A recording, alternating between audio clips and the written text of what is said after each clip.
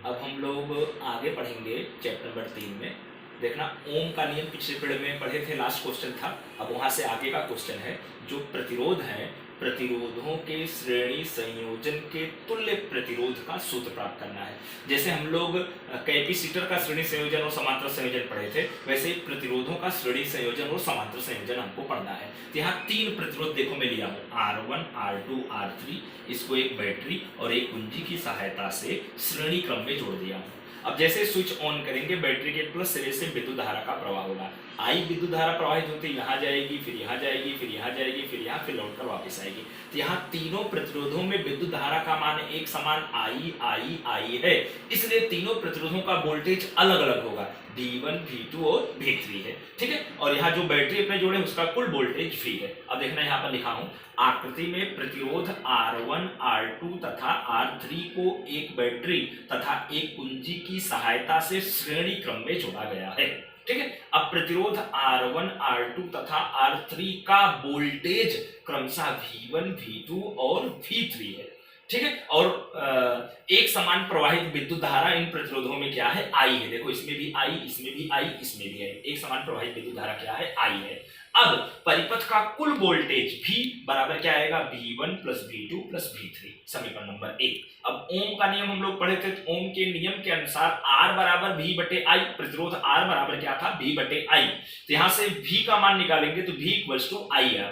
इसी प्रकार V1 का मान निकालेंगे तो IR1, V2 का मान निकालेंगे तो IR2 और V3 का मान निकालेंगे तो IR3। अब सभी मान समीकरण नंबर 1 में रखेंगे, तो V के स्थान पर IR, V1 के स्थान पे IR1, V2 के स्थान पे IR2 और V3 के स्थान पर IR3। अब यहाँ सब में I कॉमन ले लिया, तो IR equals to I bracket में R1 plus R2 plus R3, दोनों पक्षों में I से I कैंसल, तो R बराबर R1 plus R2 plus R3। तो ये तुल्य प्रतिरोध का सूत्र हो गया। यदि यन प्रतिरोध आपके दिए गए हो, जैसे यहाँ 3 ही थे, यन प्रतिरोध है तो R बराबर R1 plus R2 plus R3 plus dot dot RN तक। अब एक चीज ध्यान देना, श्रेणी संयोजन का एक सबसे महत्वपूर्ण, जो श्रेणी संयोजन में प्रतिरोध होते हैं उनका जो तुल्य प्रतिरोध होता है, श्रेणी संयोजन के तुल्य प्रतिरोध जो होता है, दिए गए प्रतिरोधों में जो सबसे बड़ा मान का प्रतिरोध होता है उससे भी ज्यादा मान का प्रतिरोध प्राप्त होता है। श्रेणी संयोजन में तुल्य प्रतिरोध दिए गए प्रतिरोधों में सबसे बड़े मान वाले प्रतिरोध से भी अधिक मान का प्रतिरोध श्रेणी संयोजन का प्राप्त होता है, क्योंकि सीधे सीधे जोड़कर लिखना है,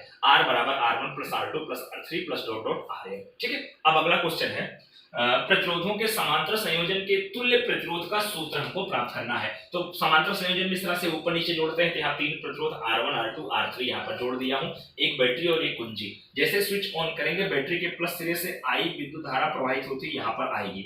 अब यहाँ से विद्युत धारा 3 रास्तों में जा रही है, कुछ ऊपर, कुछ बीच में, कुछ नीचे। मान लिया ऊपर जाने वाली विद्युत धारा I1, बीच में आने वाली विद्युत धारा I2 और नीचे आने वाली विद्युत धारा I3। I1 यहाँ आएगा, I2 यहाँ आएगा, I3 यहाँ आएगा, तीनों यहाँ मिल जाएंगे। यहाँ क्या हो जाएगा, I1 plus I2 plus I3, यही मिलकर I हो गया। I लौटकर वापस चला आया। अब यहाँ पर देखना, तीनों प्रतिरोधों में विद्युत धारा का मान अलग अलग है, इसलिए वोल्टेज एक समान होता है। समांतर संयोजन का वोल्टेज एक समान होता है, आप लोग को चैप्टर नंबर 2 में बताया भी था। इसलिए तीनों प्रतिरोधों का वोल्टेज एक समान क्या है, V है। ठीक है, और बैटरी का वोल्टेज V है। अब वही चीज देखो, यहाँ पर लिखा हूँ, पहला टॉपिक, आकृति में प्रतिरोध R1, R2 तथा R3 को एक बैटरी तथा एक कुंजी के द्वारा समांतर क्रम में जोड़ा गया है। अब यहाँ पर देखना, प्रतिरोध R1, R2 तथा R3 में प्रवाहित विद्युत धारा क्रमशः I1, I2 तथा I3 है। ठीक है, और एक समान वोल्टेज क्या है, V है। एक समान वोल्टेज क्या है, तीनों प्रतिरोधों का V है। अब परिपथ में प्रवाहित कुल विद्युत धारा I बराबर क्या आएगा, I1 plus I2 plus I3। अब ओम के नियम से R बराबर V बटे I, तो यहाँ से I बराबर V बटे R।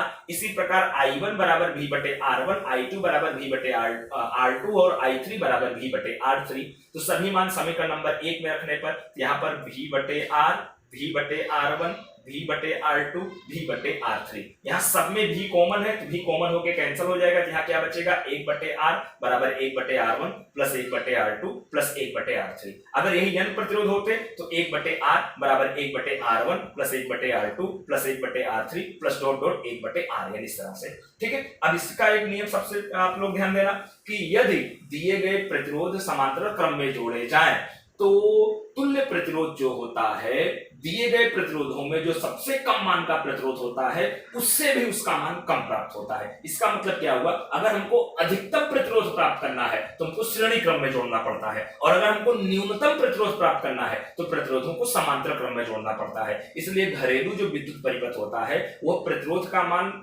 बहुत कम रहे, इसलिए घरेलू विद्युत परिपथ में सभी वायरिंग समांतर क्रम में किया जाता है, क्योंकि तुल्य प्रतिरोध का मान कम हो जाता है इसीलिए। ठीक है, अब यहाँ पर एक क्वेश्चन में दिया हूं, समान मान R वाले n प्रतिरोधों को किस प्रकार जोड़ें कि तुल्य प्रतिरोध अधिकतम तथा न्यूनतम किस प्रकार प्राप्त किया जा सकता है, मतलब किस प्रकार जोड़ें कि तुल्य प्रतिरोध अधिकतम और न्यूनतम हमको मिले, और जो ये तुल्य प्रतिरोध प्राप्त हुआ है इनका अनुपात भी हमको निकालना है।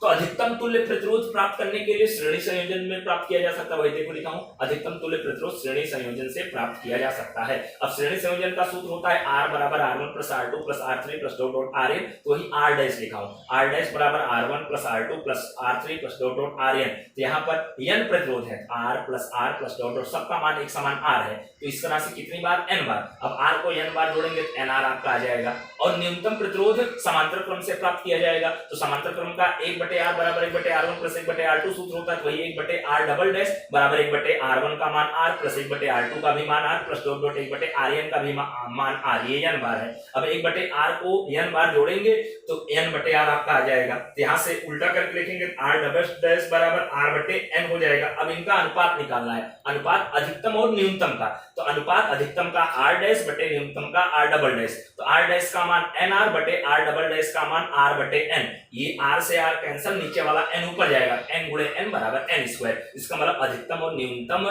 प्रतिरोधों का अनुपात जो होगा वो n स्क्वायर प्राप्त होगा। ओके।